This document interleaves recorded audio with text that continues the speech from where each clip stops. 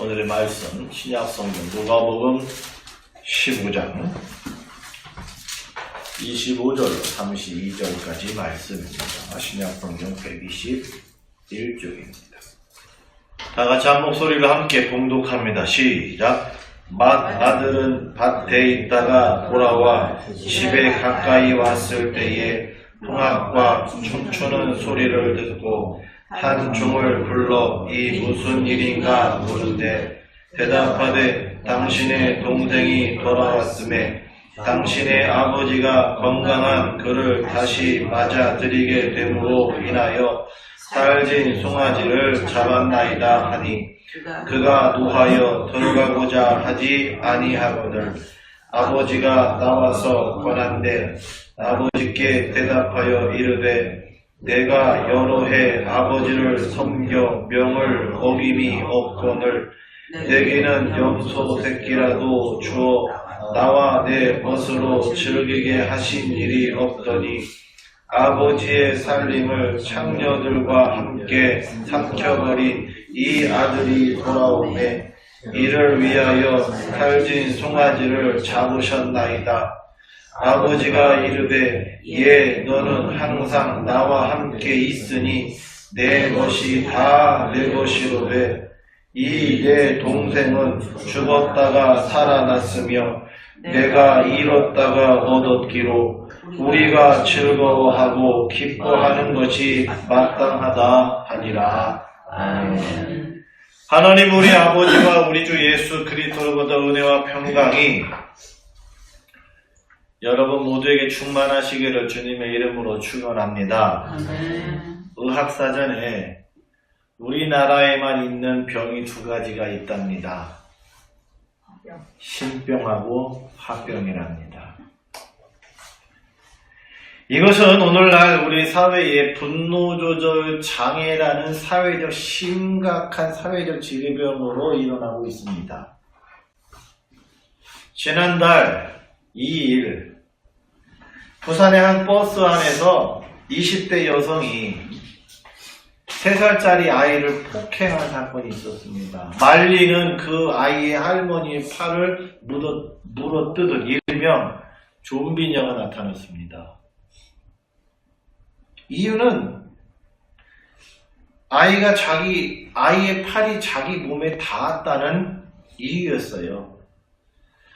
2인 2명이 앉을 수 있는 자리에 창가줄에 20대 여성이 앉았고 통로 쪽에 자리가 비어서 할머니가 아이를 안고 앉았는데 그 아이의 팔이 자기 몸에 닿았다고 다짜고짜 아이를 패고 말리는 할머니를 물어뜯은 거예요.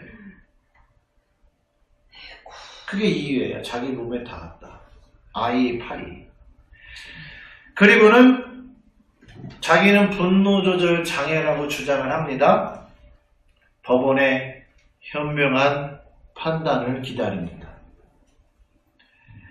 2007년 울산에 사는 주부 A씨는 화이트데이 저녁에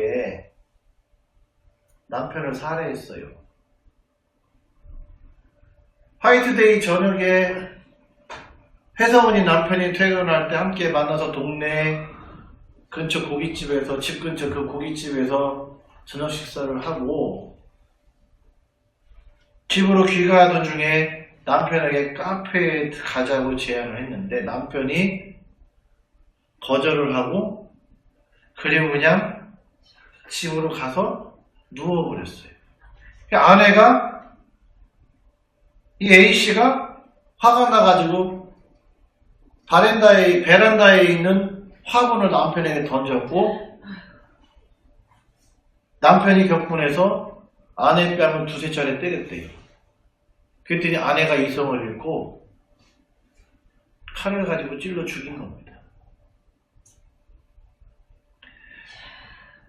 전문가들은 분노의 원인이 여러 가지 있다고 하지만 이와 같은 사건으로 발전하는 경우에 무시당했다는 생각 또는 특권의식이나 피해의식인 경우가 대부분입니다.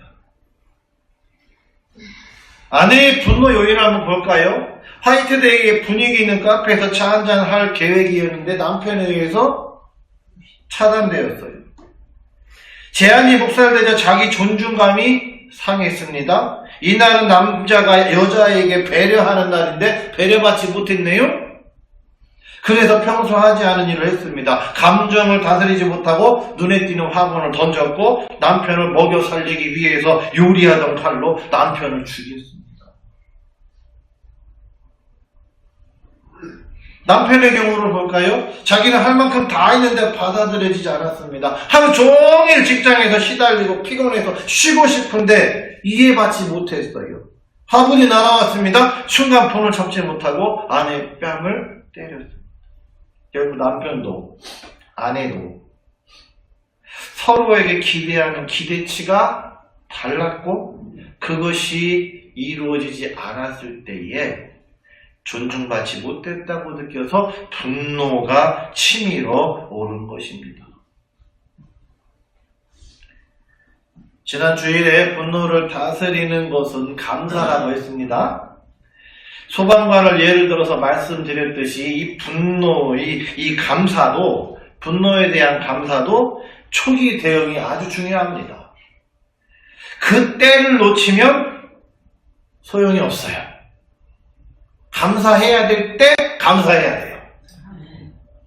걷잡을 수 없이, 그렇지 않으면 걷잡을 수 없이 막 분노가 끓어오릅니다. 감사는 자신만의 기대치를 포기해야 하는데 그렇지 못하니까 분노 초기 진압이 안 되는 거예요. 둘째 아들이 집에 돌아오자 아버지는 두 팔을 벌리고 환영했습니다. 그러나 맏아들은 노하여서 잔치자리에 들어가기를 즐겨하지 않았습니다. 아버지에게 화를 내며 말합니다. 내가 여호와의 아버지를 섬겨 명을 어긴 일이 없거늘 내게는 염소새끼라도 주어 나와 내 벗으로 즐기게 하신 일이 없더니 아버지의 살림을 장녀들과 함께 삼켜버린 이 아들이 돌아오매 이를 위해 살찐 송아지를 잡으셨나이다 하고 항의했어요. 맏아들의 입장을 볼까요? 맏아들은 이제까지 아버지를 모시고 아버지의 명을 어김없이 성실하게 준행하며 살았습니다. 그 성실함은 친구들과 즐기는 것도 삼가할 정도로, 그렇죠? 염소새끼라도 아버지의 허락이 없으면 자기 마음대로 쓰지 않을 정도로 아버지의 재산을 귀하게 여겼습니다. 사건의 그날도 아버지는 집에 계시고 자신만 밭에 나가서 열심히 일하고 돌아왔습니다. 얼마나 착한 아들입니까? 만일 동생이 돌아오지 않았다면 그는 매일매일 오늘도 내일도 모레도 계속해서 성실하게 아버지의 명을 따라서 일을 하면서 평생 아버지를 모시고 그 말씀에 순종하며 살았을 거예요. 그것이 맏아들의 기대치였습니다. 동생은 자기 몫을 가지고 떠났으니까 내가 아버지를 모시고 살아야지, 아버지 평생에 내가 이렇게 잘 명을 어기기 없이 아버지 소반새끼고 얼마나 잘 살았어.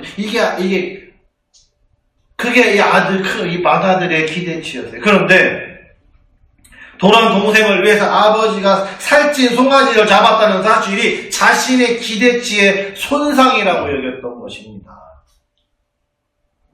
12절을 보면 재산 중 자신의 몫을 요구한 사람은 둘째예요.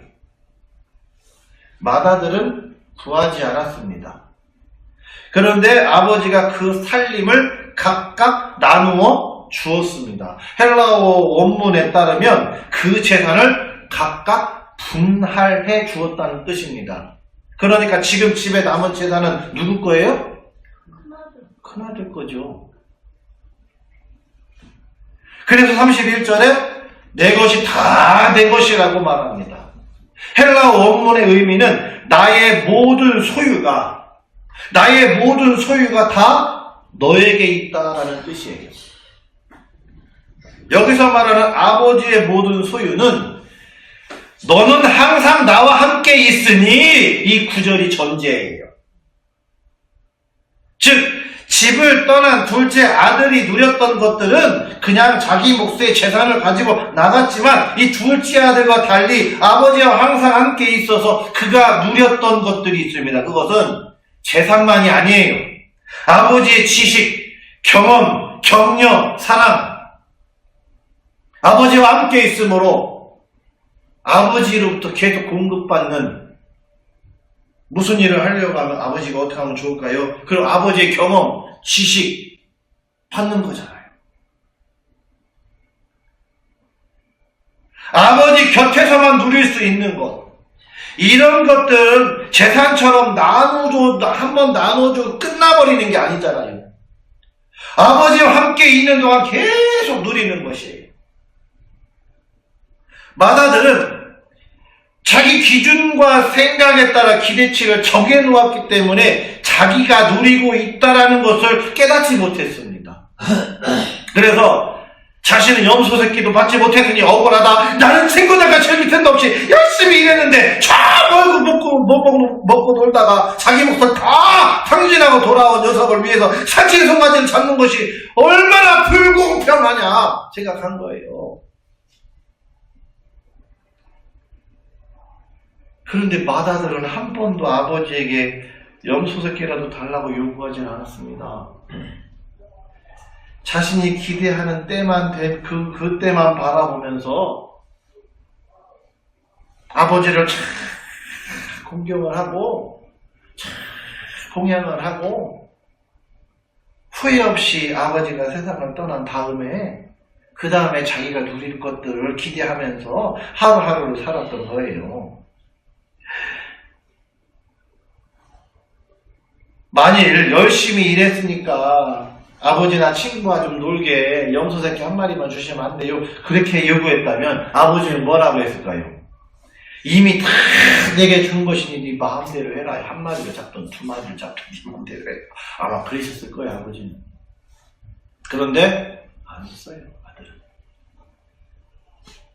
마다들에게서 오늘날 우리 사회를 살아가는 사람들이 보입니다.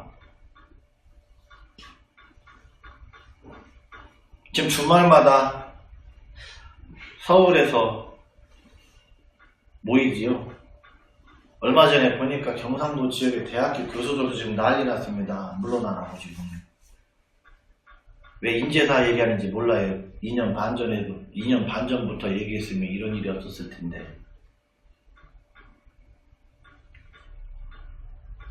마다들의 모습을 볼까요? 마다들은 동생이 아버지에게 철없는 말을 할 때 아무 말도 하지 않았습니다. 동생을 말리지도 않았어요. 야, 너 그러면 안 돼. 너 여기 이렇게 있어야 돼. 그러면 아버지 마음이 얼마나 아프겠니? 그러니까 너 절대 그러면 안 된다. 동생을 말릴 생각도 없었고요. 아버지 동생을 좀 어떻게 좀 잡아보세요. 지금 그거 나눠주고 내보낼 일이 아니에요. 제가 지금 아직 세상을 덜 살아도 그래요. 그렇게 아버지에게 그렇게 말하지도 아무 말도 하지 않았습니다. 아버지의 마음이 어떤지 신경도 쓰지 않고 자기 일만 그냥 성실히 하면 좋은 결과가 올 것이라고 기대했습니다. 현대인들도 남들이 싫어하는 말은 하려고 하지 않습니다. 그냥 자기 일만 묵묵히 하고 월급만 따박따박 받으면 된다고 여겨요.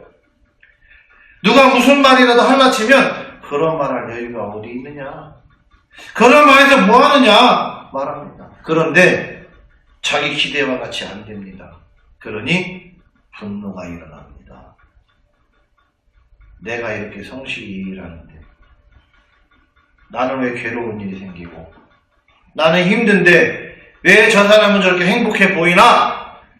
나니 다른 사람들은 다 잘 된다고 생각이 드는 거예요. 그래서 분노가 막 일어나고 자신보다 약한 자 불특정 대상에게 그 분을 쏟아버립니다. 그리고 술에 취해서 기억이 안 납니다. 정신질환을 앓고 있어요. 약 먹고 있어요. 분노 조절이 장애니까 좀 선처를 바랍니다. 겉단 얘기만 하고 있어요. 반성도 진심 어린 사과도 없이 자신의 입장만 주장합니다. 내가 여러 해 아버지를 섬겨 명을 어긴 일이 없습니다. 염소 새끼 한 마리라도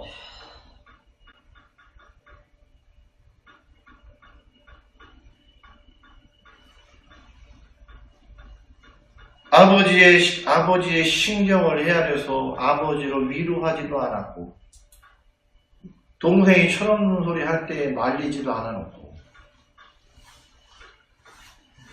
내 돈 내고 내 자리에 앉았으니 내 자리만큼은 침범하지 말아야 된다. 날이 나이만큼 오늘은 내가 존중받아야겠다. 피곤하지만 나름대로 내가 할 만큼 다 했고 이제는 나도 쉬고 싶다.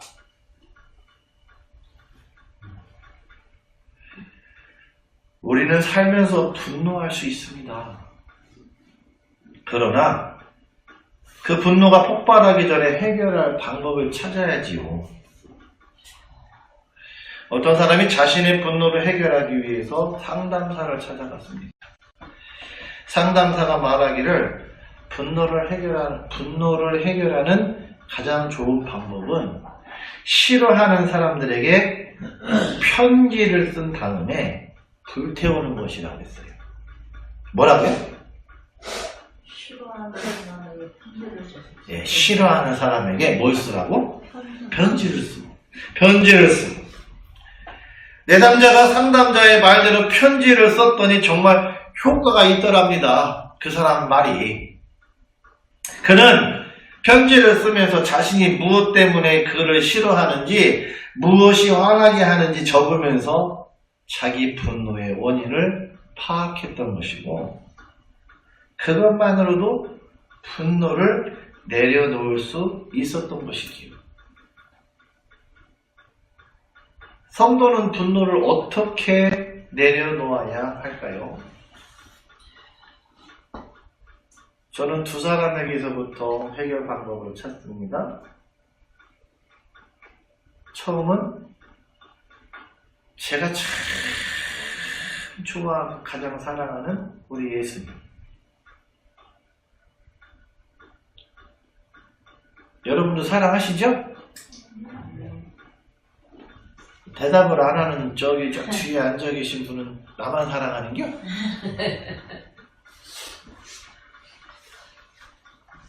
성전에서 장사하는 자들을 내쫓으신 예수님이 내 집은 만민이 기도하는 집이라 칭함을 받으리라고 하지 않았느냐? 너희는 강도의 소굴을 만들었도다 하시면서 제때에 해야 될 말을 하셨어요. 그때 아니면 언제 하십니까? 갈릴리 바닷가에서 하십니까? 아니면 5,000명 배불리 먹고 난 다음에 야 성전에서 니들이 그렇게 살았는 이렇게 말합니까? 그 자리에서 그때 해야 될 말을 예수님이 하셨어요. 분노만 내신 게 아니라 참으면 신병이 되고 쌓이면 화병이 됩니다. 그리고 그것이 터지면 걷잡을 수 없는 말이 그 일이 벌어지는 거잖아요. 두 번째 인물은 다윗입니다. 다윗은 시편 54편 5절에 보니까 주께서는 내 원수에게 악으로 갚으시리니 주의 성실하심으로 그들을 멸하소서 기도합니다. 시편 곳곳에 보니까 다윗은 하나님께 자기를 괴롭힌 자들의 징계를 막 그냥 하나님께 강구해요. 용서하지 마시옵소서, 멸하시옵소서, 막 이런 마음. 다윗이 도대체 믿음의 사람인가 할 정도로 하나님께 막 그렇게 막 저들을 하나님 벌을 내려주시고 막 하나님께 기도하는 거, 하나님께.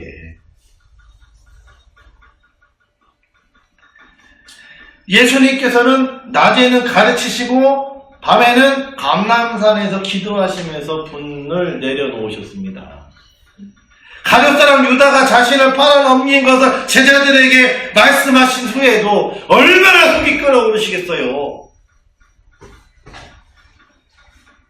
나 같으면 그냥 그 놈을 그냥 네가 나를 배신해 막 그러면서 막 할 텐데 예수님은 그렇게 하시지도 않았잖아요. 그리고는 습관처럼 감람산으로 가셨다고 그랬어요. 습관처럼.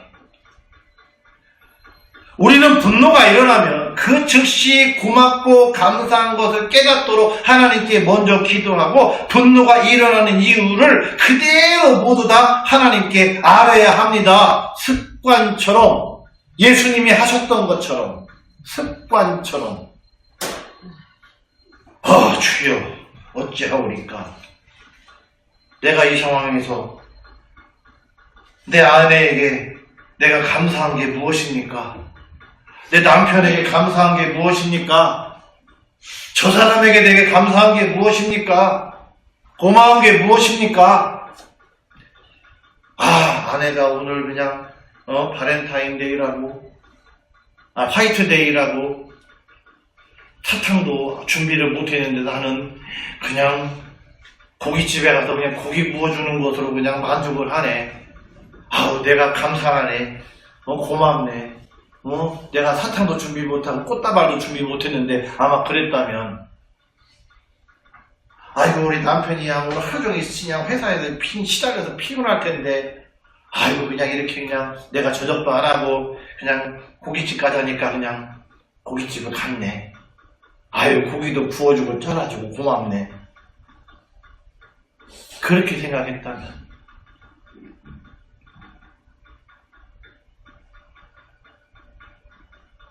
내가 아버지를 모시고 살면서 재산뿐만 아니라 내가 아버지의 경험, 사랑, 지식 이런 것들을 내가 하나님 이 아버지께 매일매일 내가 다 사랑받으며 살고 있는데 우리 아버지께 너무 감사한데 우리 아버지가 그렇게 기다리던 둘째 아들이 왔네. 아버지 왜 그것만 잡으셨습니까?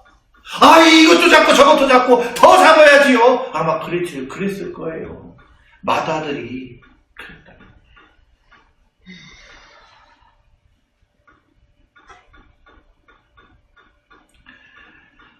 습관처럼 예수님처럼 습관처럼